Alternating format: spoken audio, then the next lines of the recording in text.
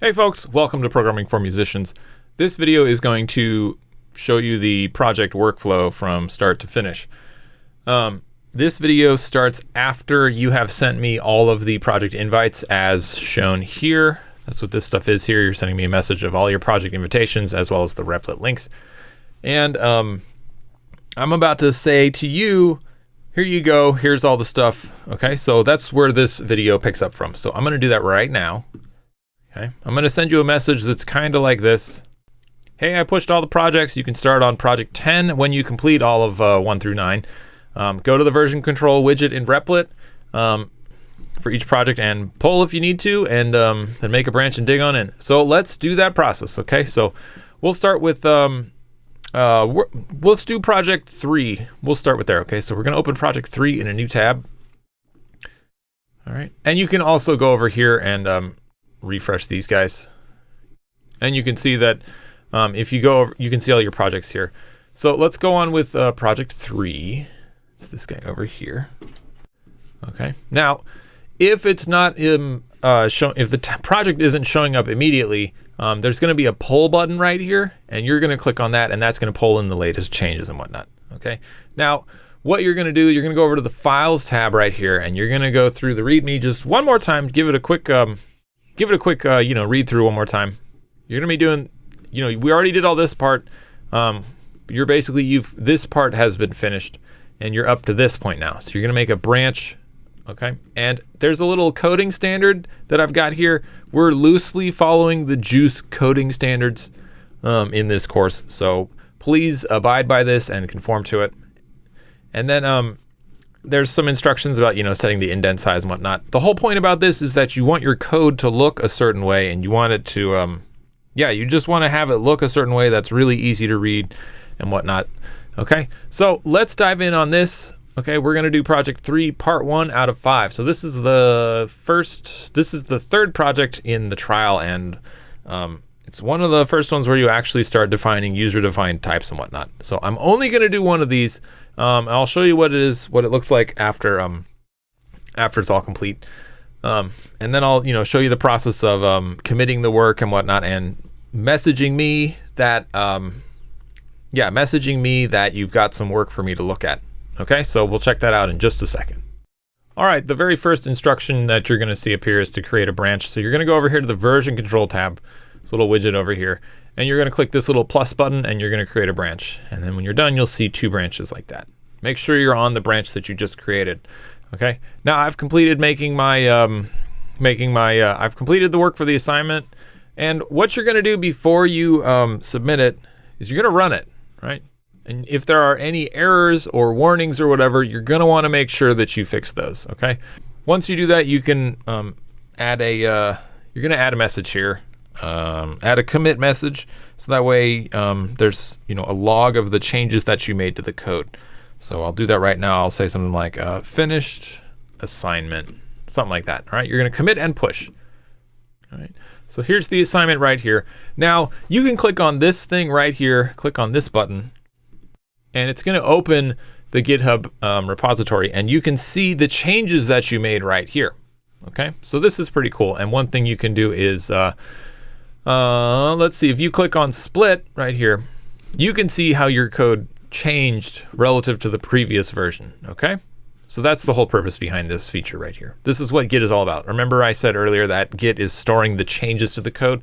So here's an example of that. You can see where it is storing the it's storing the lines of code that were added. Okay, all right, let's go back.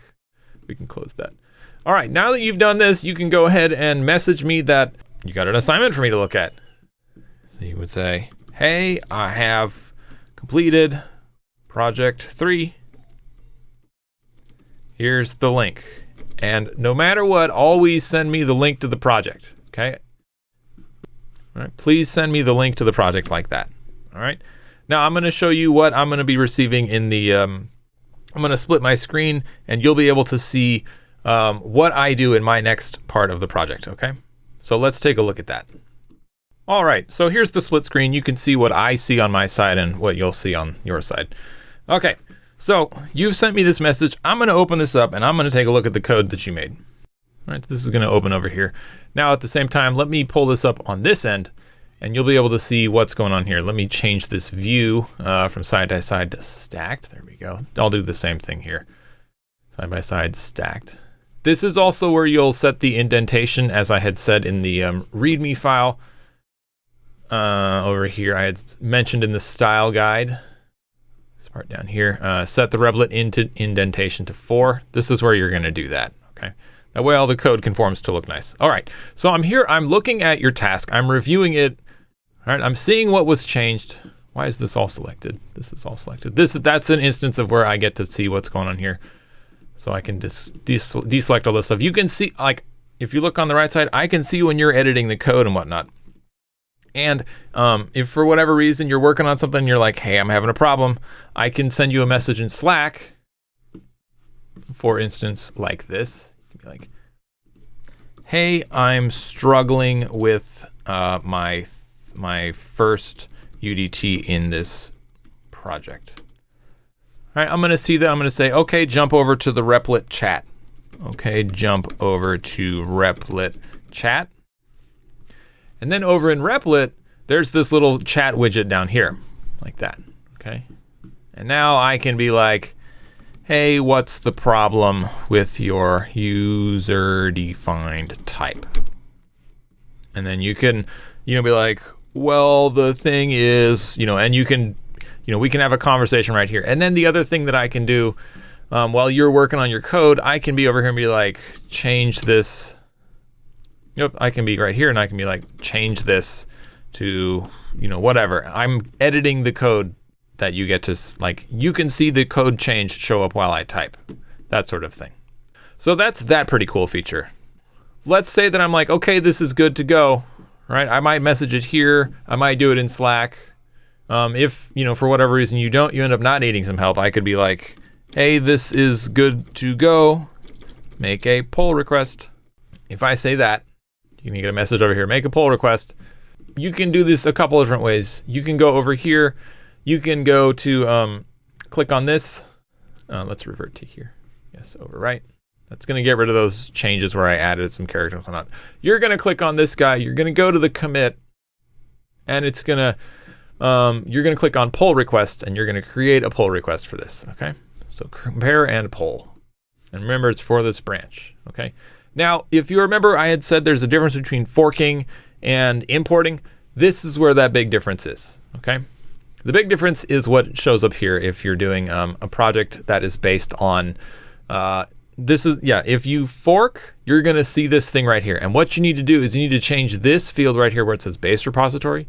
You need to change that to your repository. Because if you remember, a pull request is where you're saying, hey, I've got these changes on my stuff and I want you to merge them into your project. We don't want to merge your changes into my template project that all of the other students are borrowing from. So you need to make sure that you change this like that. All right, once you do that, it's going to refresh the page, and now you're going to see it's not going to say which one is which repository you're pulling into. It's just pulling from one branch of your own into another branch of your own. In this case, it's pulling from part 1 into the master branch. Okay, let's fix this spelling error. Like that. All right. Now, the next thing you're going to do is you're going to add me as a reviewer. All right, you're going to request that I review your code, and then you're going to assign me as the person that's supposed to review it. Okay. Then you're going to create the pull request. All right, it's going to let you know that things can be merged. Do not click this. You're going to wait for me to merge it. Okay. So we're going to go back to Slack. You're going to say, let's see, you're going to copy this link once you create the pull request. You're going to share it here. Here's the pull request, like that. All right, I'm going to see this. I'm going to open it on my end.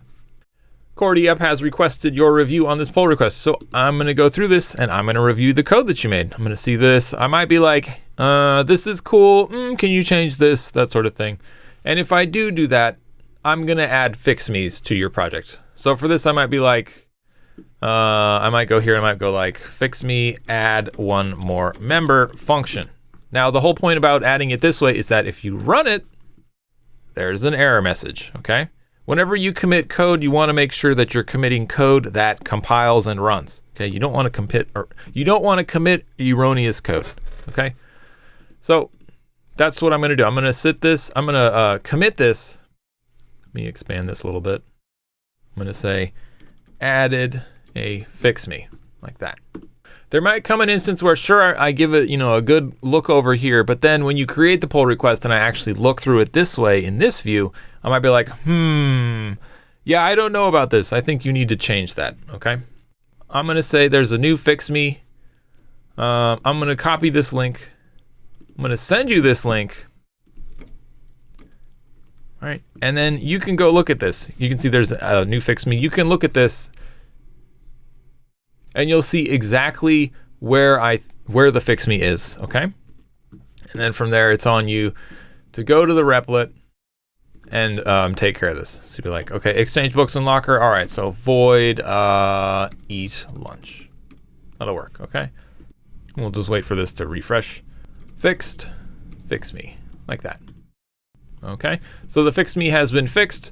You're gonna message me and say, okay, fixed. And as always, send me the link to the replit so I can look at it. All right, I'm gonna go over here. I'm gonna look at this. I might switch to the master branch and then switch back just to see the new changes. Okay, I can be like, all right, that's cool. Or I may just look at the GitHub link directly. I can go over here and click on the commit and be like, okay, cool, here's the thing that you added. Perfect. And yeah, I can be like, yeah, this is great. Okay, good to go. I'm gonna go back to your pull request. I'm gonna add my review. I'm gonna approve it now that it's in there. And then I'm gonna merge it. Confirm merge. All right, cool. So that's merged in there now. Now the next thing that I'm going to do is I'm going to add the next assignment to this, okay? So I'm gonna switch to the master branch. I'm going to pull. I'm pulling in the new changes. Here's all the new code that was written. So now I'm going to grab the next set of assignments. At this point, you would have closed the replit. Same for here, would have closed that. At this point, now I'm going to grab the next assignment, project 3. I'm going to add part 2 to this. We don't need this example anymore. So I'm going to make these changes to the code. Oops, let me get rid of that one. We're on the master branch. I'm going to say added part 2 instructions. Commit and push.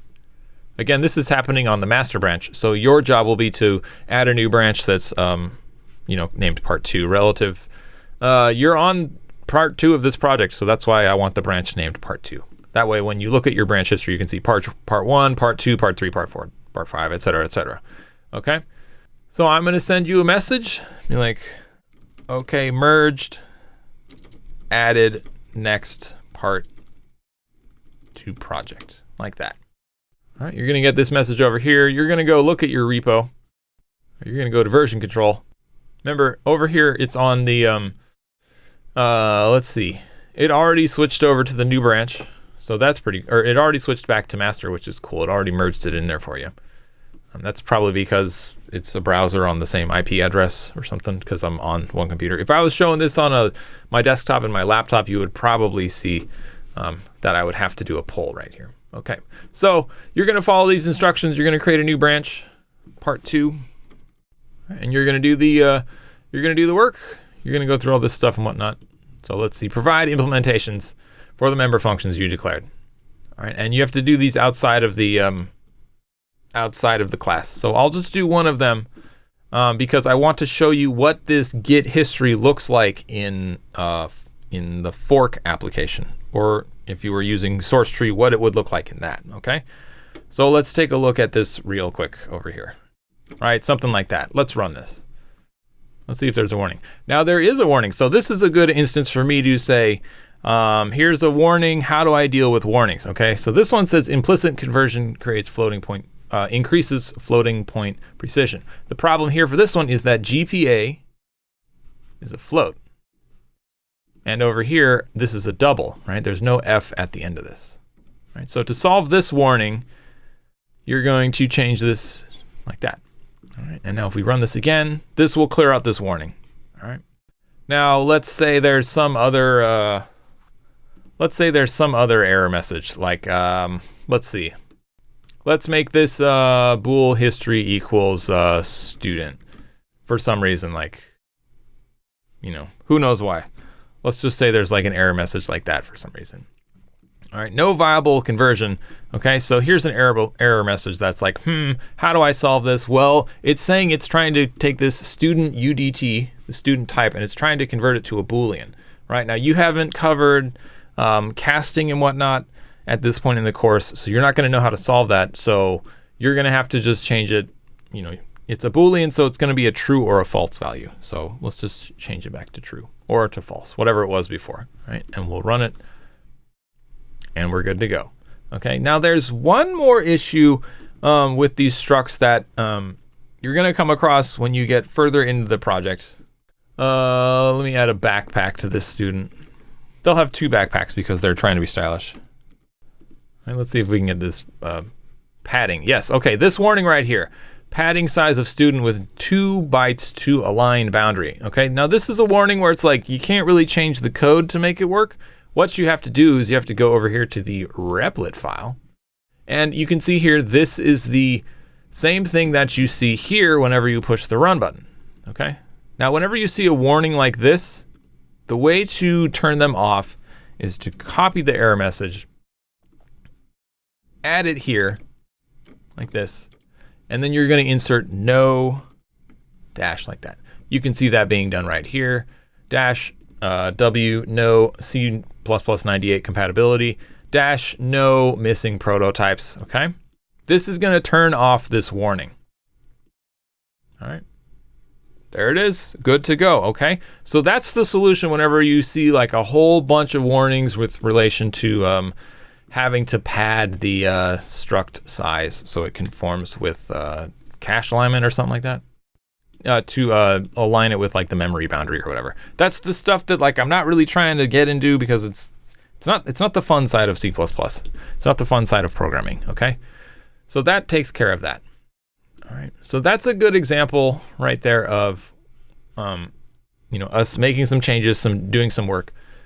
Okay, now I want to show you what this Git history looks like in the fork application. So let's make a commit of this project right here, even though we didn't do too much of it. I'll just do a real quick commit and then quick merge. Okay, so let's see. Finished assignment. Let me spell that right. Commit and push. I already know this is going to be happening over here, so let me make that pull request for this guy. Part 2, compare and pull. All right. Remember, we have to change this to be our repository. All right, there it goes. Finished assignment. Oh, I forgot the N. All right, create pull request. Don't forget to add me as a reviewer and to assign it to me. All right, I'm going to see this over here on my end. After you message me, hey, I created this pull request. Here's the link to the pull. Here's the second part. Close that. I'm going to see that over here. I'm going to open this. I'm going to look at it. Add my review. All right, this is good to go. I can see that you changed. The student now has this. And they've got this member function. So I'm going to be like, this is good to go. Submit review. And I'm going to merge it. Confirm merge. Okay, I'm going to get this set up in Fork so I can show you what that looks like. All right, so as you can see here in Fork, in the Fork application, you can see the whole commit history right here. You can see where part 1's branch was created and where it was merged in. And then also you can see where part 2's branch was created and merged in. All right, and this is a real clean project history, okay? This is what we're looking for. And we can see who did all the work and whatnot. Okay, now there are some issues in Replit that they're working on, where if you look here, you'll notice that like I added the instructions here and I did the commit here. But if we are over here, I can see that like I added the instructions, you did the assignment, I added a fix me, and then it shows that I added the fix to it, even though the fix was added over here. Okay, that's just, you know, it's a beta feature. They're still working on it. Okay, that's just something for you to be aware of with regard to that. Okay, now let's assume that you have completed the whole project, part 4 and part 5. All right, so now what you're gonna do is you're gonna go, I'm gonna send you a message saying, hey, go ahead and remove me from the GitHub account as a collaborator. All right, so you're gonna go over here, click on one of these messages. It's gonna take you to the GitHub repository. You're gonna go to the GitHub settings. You're gonna go to your collaborators. Type in your password if needed. And you're going to remove me as a collaborator, okay? That way it's gonna, clear up what's going on my end, okay? And then on the replit, if you click on the invite button, this is where you can remove me from it, so you'll remove me from there like that, okay?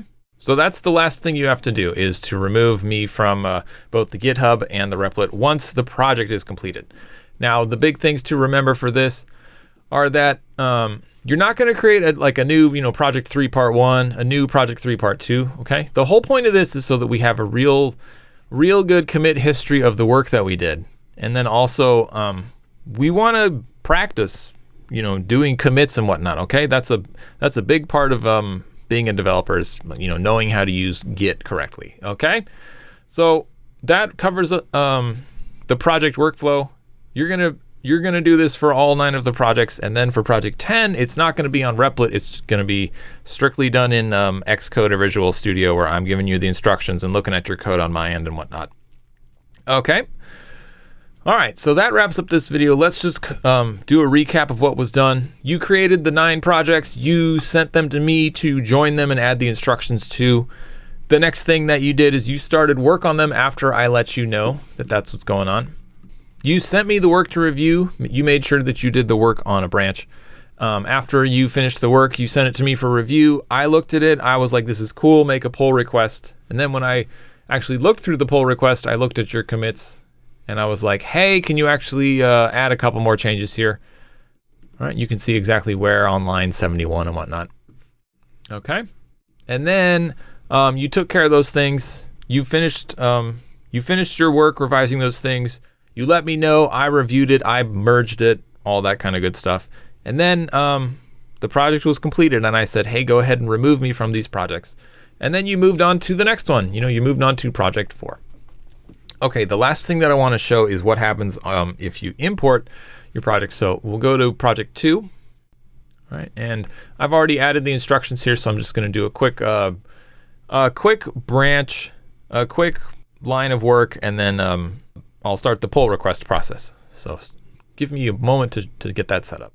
All right, so I've finished the work. I am on this page to create the pull request. Now, if you remember in the previous video when I had cloned these projects, this one was added via the import, not via the fork button. Okay, so for this one, you compare and pull request. It's not going to show you the Matcat music branch like it will with the other ones. Okay, so in essence, the setup with regarding importing the repository versus forking it is a little bit more complicated, but when it's time to create the pull requests, this process is a little bit more simple because you don't have to deal with trying to pull accidentally into Matcat Music's project. Instead, it's just automatically defaulting to pulling into your own project, okay? So that's the last thing that I want to show with regard to that. All right, this covers all of the whole project workflow. This gives you a real solid overview of how programming for musicians works and whatnot. Okay, so if you have any questions, hit me up in the Slack workspace. Okay, I'm looking forward to seeing the work that you do and helping you become a better developer and helping you get that project that got you interested in programming, get it off the ground and up and running. All right, deuces.